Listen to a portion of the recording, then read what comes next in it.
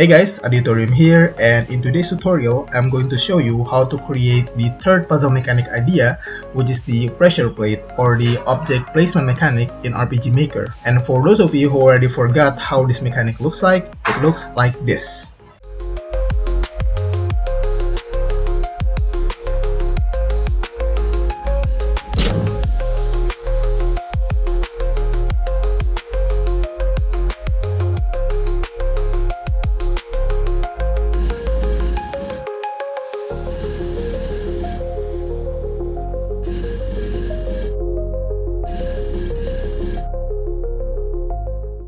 So yeah, it's a really cool mechanic, and just for information, this mechanic is usually combined with the object movement mechanics, like the simple object movement or the push-pull mechanic that we have discussed in the previous videos. So if you don't know how to make them yet, then I suggest you watch those videos first so you understand how to make the object movement mechanic. With that being clear, let's get into the tutorial. So the pressure plate or the object placement mechanic requires two steps. The first step is tracking and the second step is checking. First, we will discuss about the tracking step, where we will be applying the mechanic to track the position of the event or object that we want to use. To apply the mechanic using an event's or object's position, we first need to create a set of variables that is responsible of tracking the position of that event or object. To do that, first we need to open the event editor. Then we go to event command. First page, we go to control variables, and here we need to create a new variable, so we click here, and now we need to create two new variables. The first variable is object X, and the second variable is object Y. Now, this is the set of variables that will be responsible for tracking the position of the event or object, and as the name suggests, variable object X will be the one that stores the X position of the event or object, and the variable object Y will be the one that stores the Y position of the event or object. So after we finish creating this set of variable, we click apply and just close everything. Now we can already use those two variables to track the position of our event. The problem is, if we use the good old way of using a parallel event to do that, we will face some problems. The first problem is that those two variables, the one set of tracking variable, will only be able to be used for one event, which means if you have, say, 4 different events at the same map that is a component of a pressure plate puzzle, you will need to create 4 sets of tracking variables. That means 8 variables. I just think it's not very efficient. And the second problem is, well, it's a parallel event. Whenever you create something in RPG Maker, you will want to do your best to avoid using parallel event, because parallel event is very taxing in the engine. So if you use it, it can really affect your game's performance. So you should try your best to not use it unless you really need to use it. So how do we solve this? The answer is by using common event. Not only that it will be much better for your game's performance, but using a common event will also allow us to use those two variables, that one set of tracking variables, to be used in multiple events in the same map. To create a common event, go to the database, common event, and here let's create a new common event called object position track. Of course, the name can be anything that you want.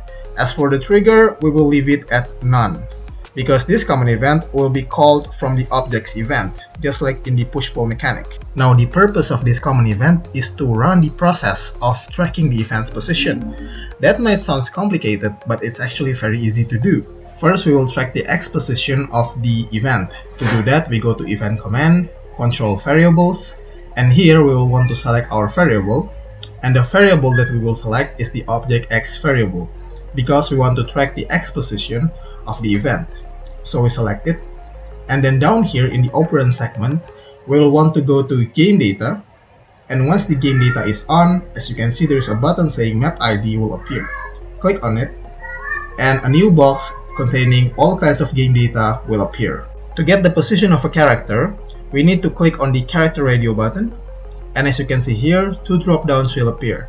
The first drop-down is to select from which character the data will be taken from, and the second drop-down is to select which kind of data that we will take.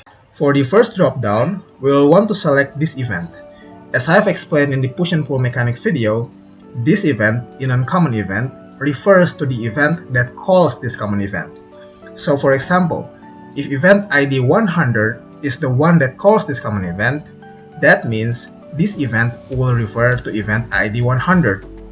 If event ID 50 is the one that calls this common event, that means this event will refer to event ID 50. This is what will allow this variable to be used in multiple events at the same map. As for the second drop-down, we want to select the map X because we want to get the X position of the event in the map. So after this is done, click OK again, and as you can see here, the variable object X will store the value of map X of this event. Now we need to track the Y position, and to do that is just the same as tracking the X position. So we can just copy this, we edit it. Now we change the variable into object Y, and then the game data, we change only the second drop-down into map Y. Click OK, OK again, and as you can see here, the variable object Y is now storing the map Y of this event. And that's basically it. The common event is done. Click Apply, OK, and now it's ready to use. Now what we need to do is to call the common event from our movable object. Here I already made two movable objects. The first one is using the simple object movement mechanic, and the second one is using the push and pull mechanic. If you're using the simple object movement mechanic, you will want to call the common event after the movement route. So right here, go to event command, common event, and then call the object position track common event. Click OK, and that's it. So the common event should run after this movement route. Click Apply, OK. And for the push and pull mechanic, you will want to call the common event after the push and pull common event. So right here, go to event command, common event. Here, we call the object position track common event and click OK. So the tracking common event should be processed after the push and pull common event. Click Apply and OK. Now we are in the game and we are going to test it. If we open the developer tool and go to the variable segment down here, as you can see, the value of variable object X and object Y are still 0. But now, if we try to interact with one of our movable object, first we will try with the simple object movement. And we open again the developer tool. As you can see here, the value of object X and object Y have changed. The object X has the value of 10 and object Y has the value of 26, which means this boulder is at the coordinate of X 10 and Y 26. Now if we try with the push-pull mechanic, we push it to the left, and if we try to open the developer tool again, the value of object X and object Y have changed. Now the object X has the value of 14 and object Y has the value of 26, which means this push and pull mechanic event or this crystal is at X14 and Y26, which means our tracking variables are working. They can be used to track the position of multiple events at the same map. Now we will make the pressure plate puzzles. There will be two versions of the pressure plate puzzles that we make. The first version will have two different types of pressure plates. One can only be activated by the boulder and the other one can only be activated by the crystal. The second version will have the same type of pressure plate, so it can be activated by both the boulder and the crystal. Okay, so first we are going to create the pressure plate puzzle with different types of pressure plate. So first let's create the pressure plate for the boulder. Let's make an event here. Let's call it boulders pressure plate. Let's find a sprite for it. I'm going to use the switch sprite, this one. Now if you are making an event for pressure plate, you have to make sure that you set the priority to below characters, and you also set the true to on. Click Apply and then OK. Now we will want to create another pressure plate for the crystal, so we can just copy this one. We edit it. Let's change the name into crystals pressure plate, and then let's change the sprite. The sprite for the crystal pressure plate, I'm going to pick I'm going to pick an SF door. I think this will be perfect. Okay, make sure that the priority is below character and the true is on. Click apply and OK. And now the events for our pressure plate are ready. Okay, before we get into the fancy details of the puzzle, we want to make sure that the mechanic is working. As I said in the beginning of the video, this mechanic requires two steps, tracking and checking. All this time we have only been doing tracking. We haven't done checking yet.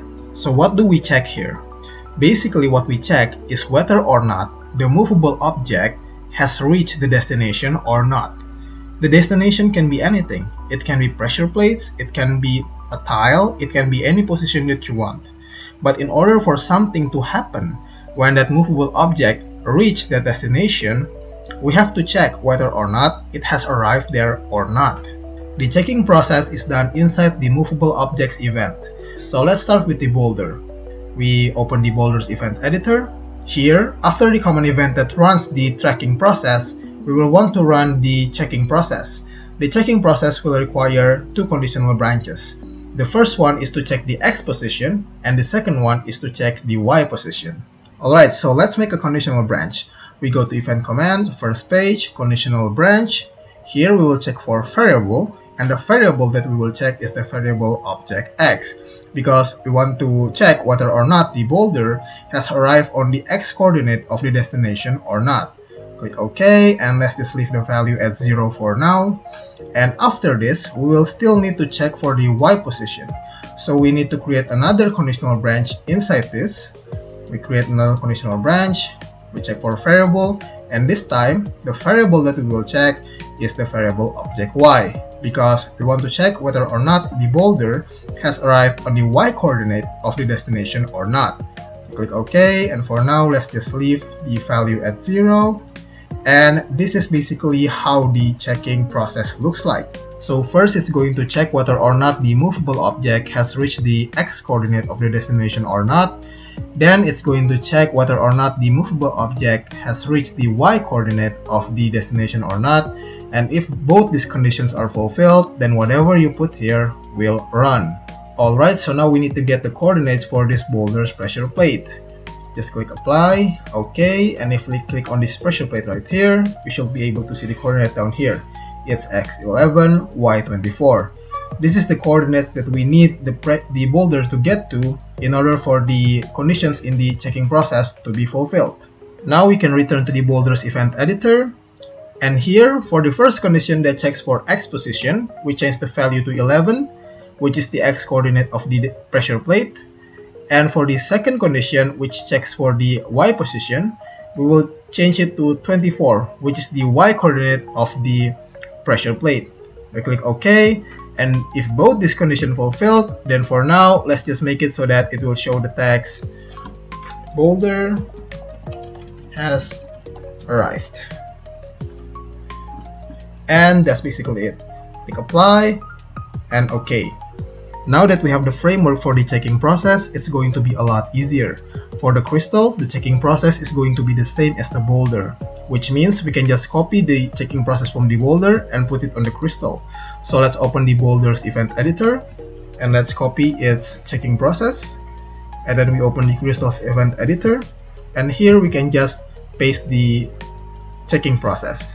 If you use the push and pull mechanic, you will want to run the checking process after this movement route. So you put the checking process here. Now all we need to do is to find the coordinate of the crystal's pressure plate. So we click apply, OK, and now we click on the crystal's pressure plate. And as you can see down here, the coordinate is x15 and y24. Now we can return to the crystal's event editor, and we change the first condition's value into 15, which is the x coordinate of the crystal's pressure plate.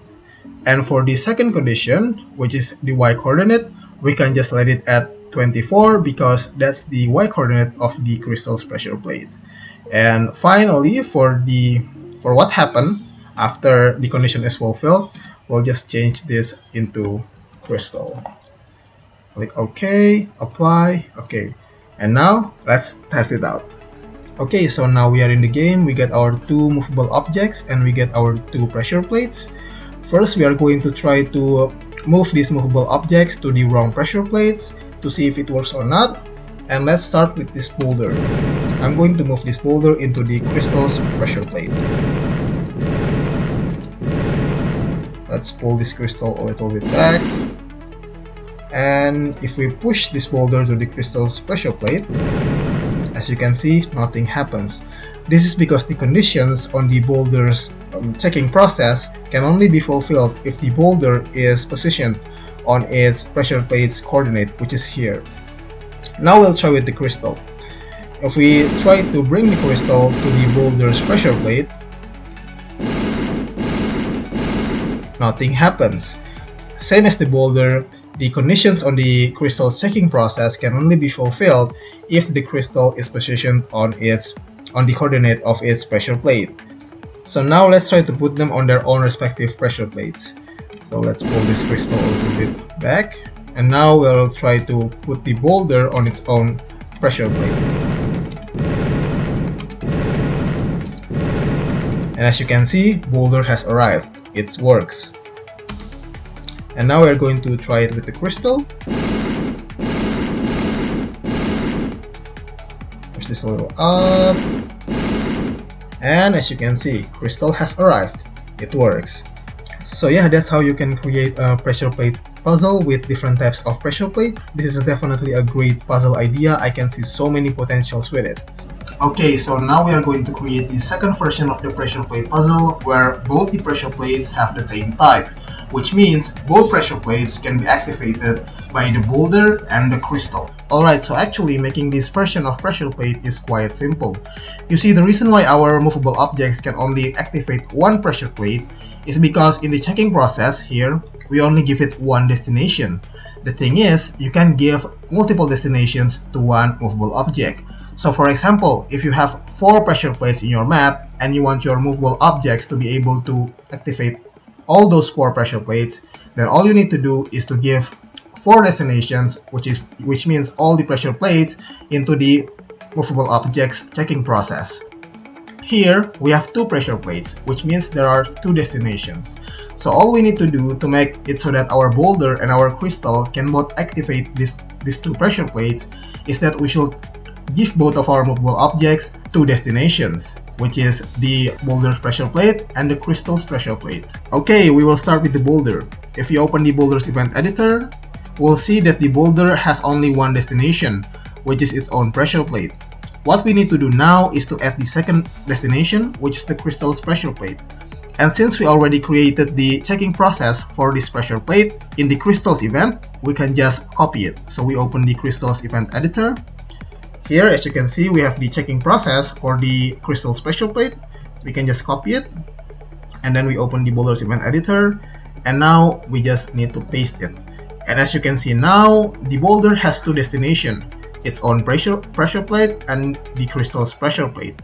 Let's make it so that when the boulder reaches the crystal's pressure plate, it will show a text saying the boulder has activated crystal's pressure plate. Click OK, apply, and now our boulder has 2 destinations. And now we can do the same to the crystal. If we open the crystal's event editor here, as you can see, the crystal only has one destination, which is its own pressure plate. We need to add the second destination, which is the boulder's pressure plate. And same as before, since we already finished creating the checking process for the boulder's pressure plate, we can just copy it from the boulder's event. So we copy this one, which is the destination for the boulder's pressure plate, and then we paste it in the crystal's event. We paste it down here, and now our crystal has 2 destinations, its own pressure plate and the boulder's pressure plate. Let's make it so that when the crystal reaches boulder's pressure plate, it will show a text saying crystal has activated boulder's pressure plate. Click OK, apply, and OK. And that's it. Now both our pressure plates will be able to be activated by the boulder and the crystal. So now let's test it out. Alright, so now we are in the game. First, we are going to try to put these 2 movable objects on their own respective pressure plates. We are going to try with the boulder first. We are going to push it into its own pressure plate. Boulder has arrived. The boulder activates its own pressure plate. Now we are going to push the crystal to its own pressure plate. And it's working. The crystal activates its own pressure plate. And now we are going to try to put these two movable objects on the opposite pressure plates and see if it works or not.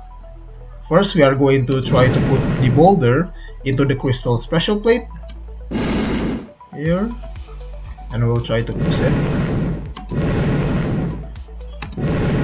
And as you can see, the boulder activates the crystal's pressure plate. And now we are going to try to put the crystal in the boulder's pressure plate, and we'll see if it activates it or not.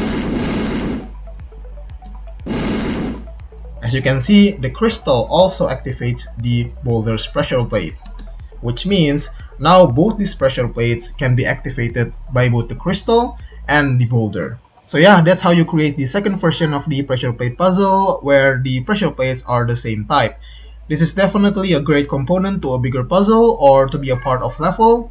It's definitely a good version of the puzzle. Okay, since we are already this far and you guys hopefully have understood how this mechanic works, we are going to create a proper simple puzzle for this mechanic.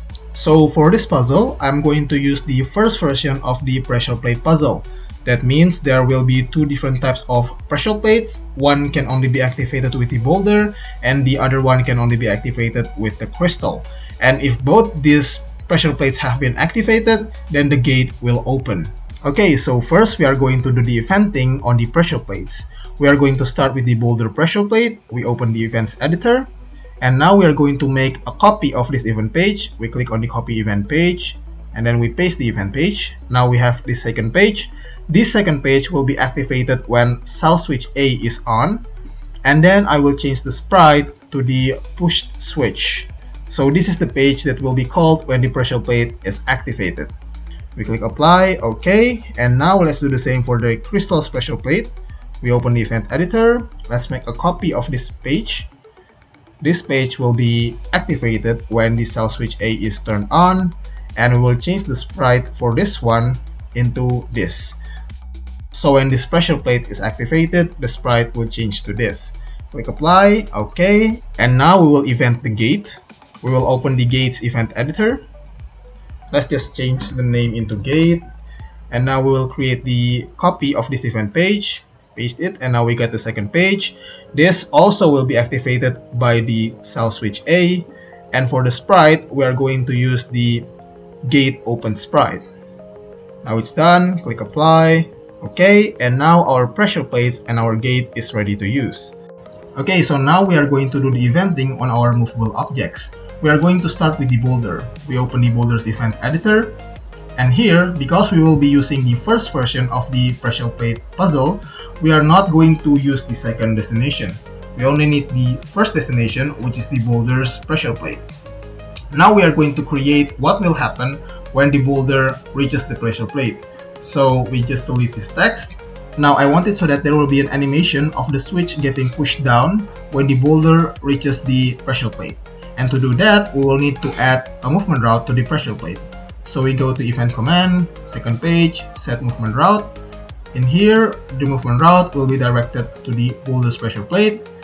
And here we will just give it a turn left, and then wait for 3 frames, turn right, wait for 3 frames, turn up, and then that's it. Okay, so after this move route, we will want the pressure plate to enter its second page.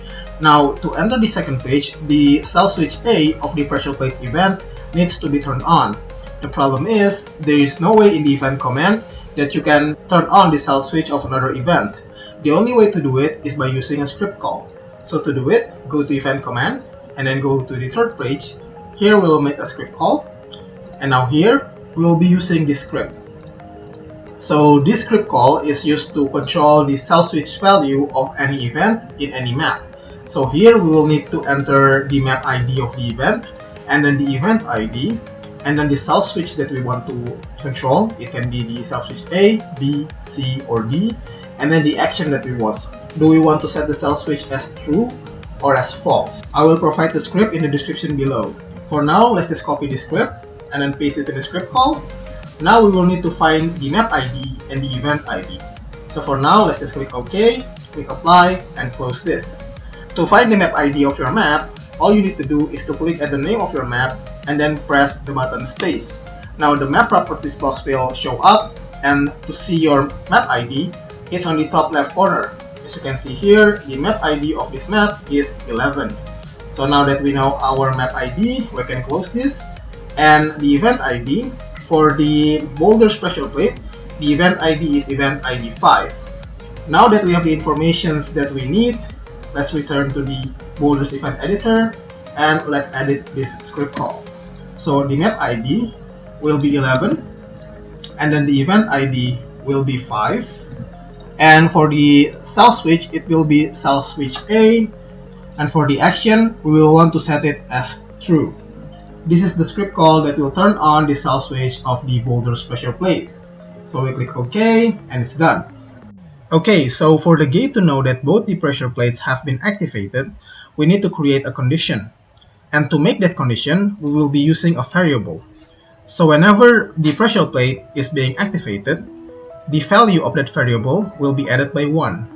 Which means if the value of that variable has reached 2, then both the pressure plates have been activated and the gate should open. To do this, first we will need to create a variable. So we go to event command, first page, control variables. Here we will need to create a new variable. So let's create a new variable and let's call this variable gate. We click apply and our variable is done. Now click OK. Now we want it so that when this pressure plate is being activated by the boulder, the value of the variable gate is added by 1. To do that, in the operation segment here, we will click on add operation, and for the constant, we will change it to 1, so that when the pressure plate is activated, then the value of the variable gate will be added by 1. So we click OK, and as you can see here, the value of the variable gate will be added by 1. And now we will run the checking process for the gate. In order to optimize this puzzle even more, we will run the checking process inside the movable objects event.